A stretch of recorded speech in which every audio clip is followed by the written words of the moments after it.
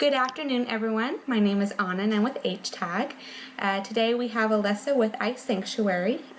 Congratulations on winning the Top 25 Abolitionists in America Award. We are excited to learn more about what iSanctuary does and all of the great work that you're doing to combat human trafficking.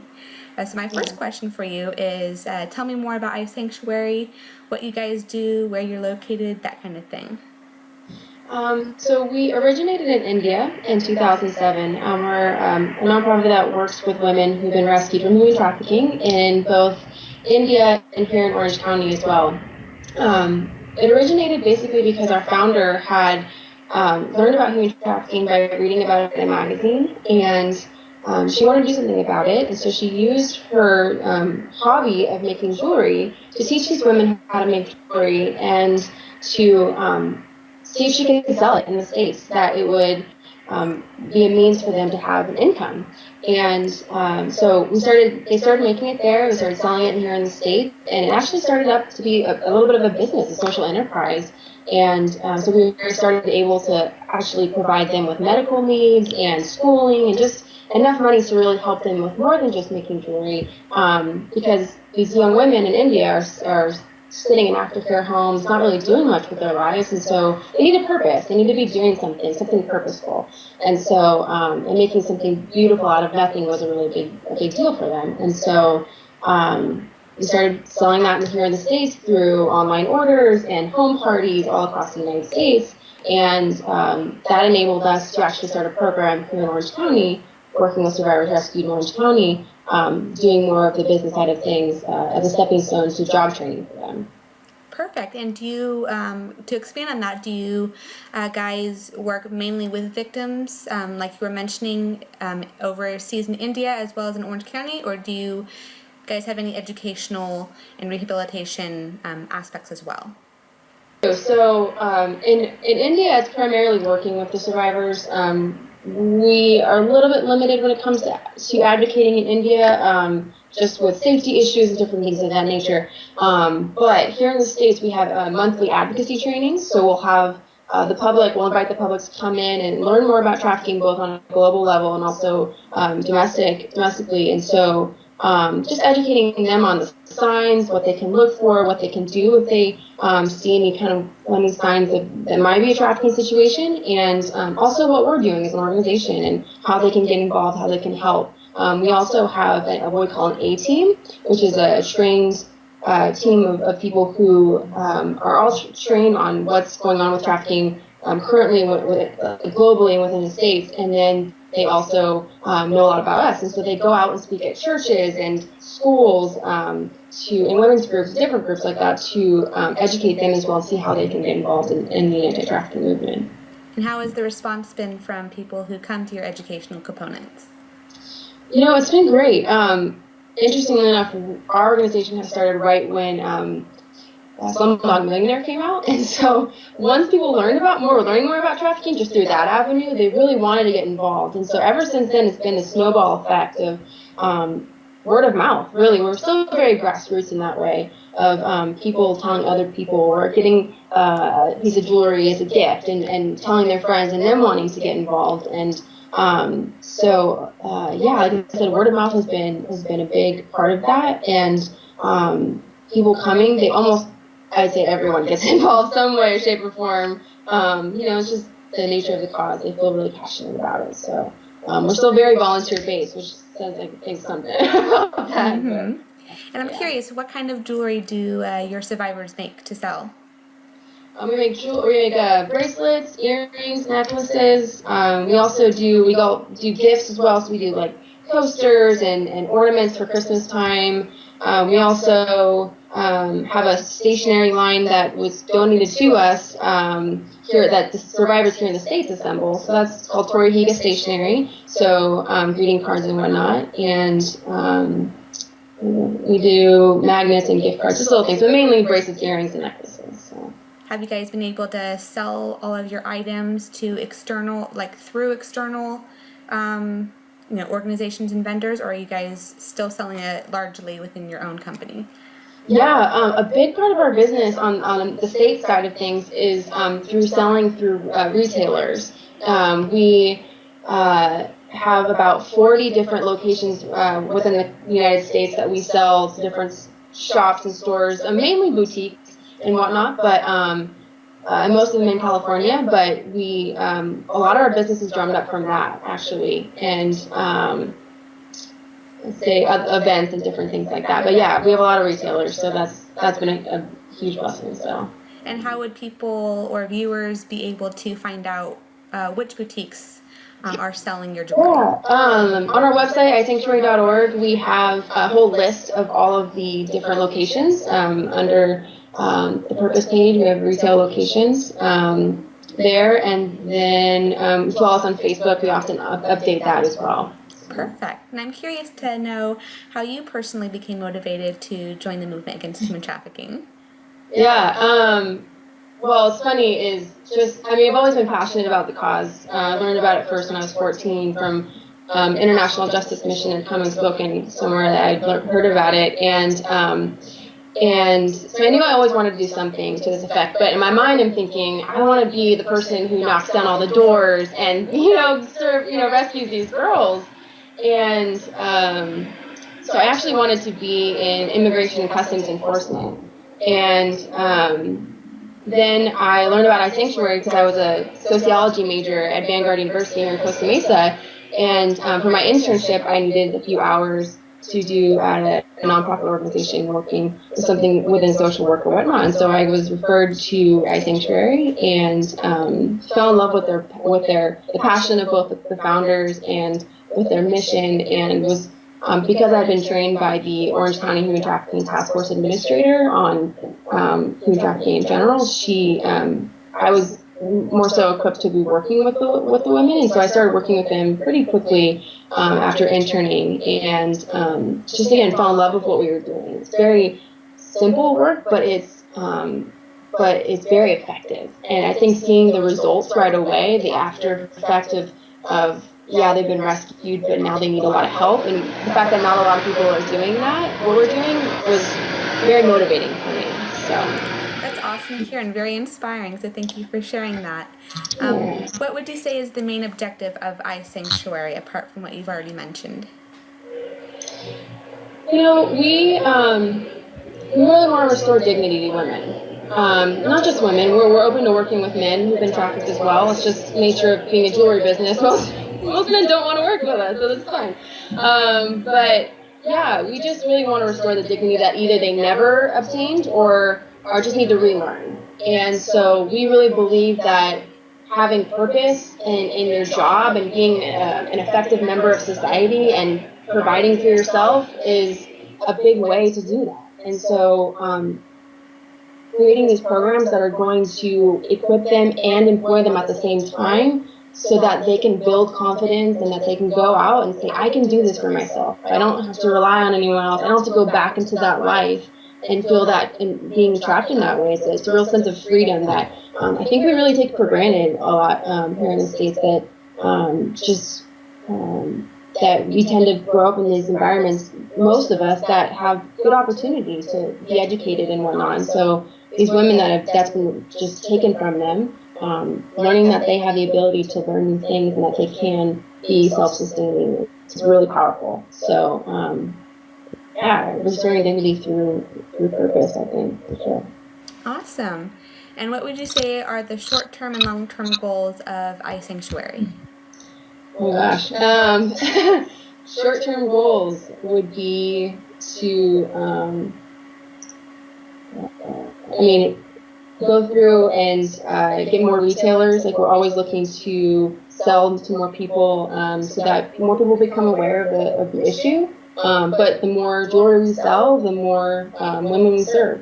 And so it's that simple. And so raising awareness, in even more locations around the country and internationally as well. We do hope to become international for a long-term goal, but to sell more jewelry and to serve more women here in the States in this program we have here, to be able to equip more women here in the United States, like I said. And then the long-term goals would be internationally, to move internationally. So the next locations would be like Thailand or Cambodia or Philippines, just different locations that have really, high volume of trafficking that we also want to help them, and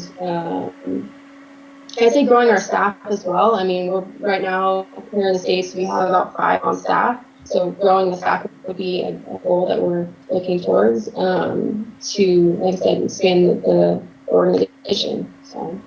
Perfect. And the next question is sort of in conjunction what you had mentioned earlier about giving skills to your victims and raising awareness among the community. How have you guys seen the impact of your organization, not only among victims, but also among your community? Yeah, it's really surprising. I mean, I've never volunteered for a lot of places. You know, I've either worked somewhere or not. And so seeing the impact as far as the volunteers that come in and how passionate they are, and how they come in all the time saying, I talked to this person and this person, told them about trafficking, and they had no idea, and just their interest in expanding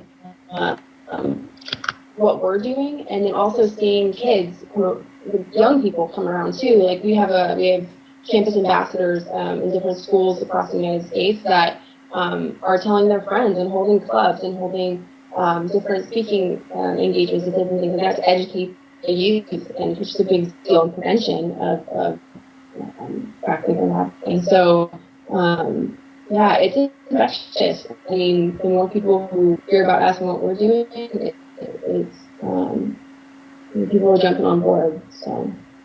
And it seems like iSanctuary has accomplished a lot since you guys were founded. I'm curious to hear what your single most successful motivation or successful accomplishment as a company has been, and what you would attribute that success to. I mean, I would say that it would have to do with, this is not contradictory, but we probably serve over 200 women in India and around 10 here in the States, and I can't give you the exact success rate as far as after the fact of if they've gone back to that life or whatever, but honestly, seeing just one life that has been changed and is now successful and they're a completely different person has been, in my opinion, the biggest success and achievement we've accomplished. I mean, we've gotten different variety and awards, and the founders have gotten awards, and that's great. But the fact that I've seen women here in America who have been trafficked into here, or even Americans trafficked here, who are come out of the program really having their identity rooted in the fact that they are worth something, that they are capable, that they are beautiful, that they are of value, and then they go off and they teach that to their kids, or they go and become advocates. Like, that's the biggest thing, is being able to see them not make ripple effects in their lives to other people. It's working. I think that's what we're doing here and what we're doing in India is working. So successful in that way, I think that's the biggest thing, in my opinion. That the founders would say something different, but just seeing the change and the growth has been really powerful for me. So. What have you found to be the most challenging aspect of combating human trafficking? Probably, the fact that these women are they're experiencing freedom physically, but they're not free in a lot of other ways. And we're not there. We're not, we're focusing on limits. And so really helping them become self-sustaining and even though they're still mentally battling what they went through, has been probably one of the hardest in getting it to grow. So I would say that, and just, in India, it's different. In India, the services that they receive aren't nearly as good as the services of survivors here. I mean, that's one of the best things about California and the social workers and with trafficking victims, is that they receive really great services, and so they're really taken care of very well. in India, it's really common for the girls to run back to their situation that they were in before because the aftercare homes are not what they should be, and they're not getting the care that they need necessarily. And so just providing that environment that they want the help and that it's not re-victimizing them. So that's probably what my opinion would be hardest part. Is there any event or project that iSanctuary is currently working on that we at HTAG or viewers can help you with? Yeah, I mean, it's all about connecting with other people and collaboration. And so, I mean, if any of your followers or anyone watching this knows of knows of the retailers, knows of magazines, knows of different stores that would be interested in carrying our stuff, knows a celebrity who want to be a representative, like just things like that, or who want to host a home party, or those kinds of little things, not little, but those kinds of things really help us out. We tend to do like a birthday celebration every year for us in September. This year we're doing something a little bit different that we're doing in October, which is a celebration of the birthday, but also just a fundraiser that we're doing. So anyone local in Irvine or in Orange County who would want to help us out with that'd be really great. We tend to have a one big fundraiser every year. So that would be in October something to do. And how would people go about signing up to be a volunteer or signing up to donate towards events specifically like the one in October? Yeah. So our email would be get involved at iSanctuary.org, and shooting in an email saying, hey, I want to support or help or volunteer in any way that they can, and one of our person heading that up would get that to them. Awesome. Well, thank you for that. Last question before we wrap up our session.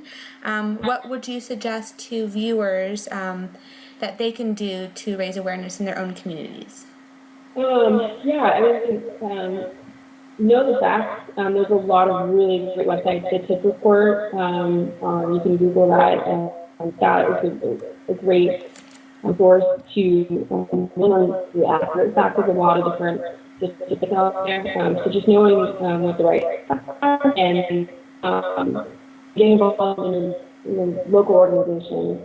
There's a lot of organizations around the states that are doing a great work on the attracting cause, whether it's prevention or aftercare and whatnot. So, volunteering is huge. Like I said, we're still very grassroots, so we can do what we do without our volunteers. So, even if it's something as tedious as barcoding, products, those kinds of things, or making phone calls or filing or whatever, it really does make help. It's tough help and a lot of us that are doing this, and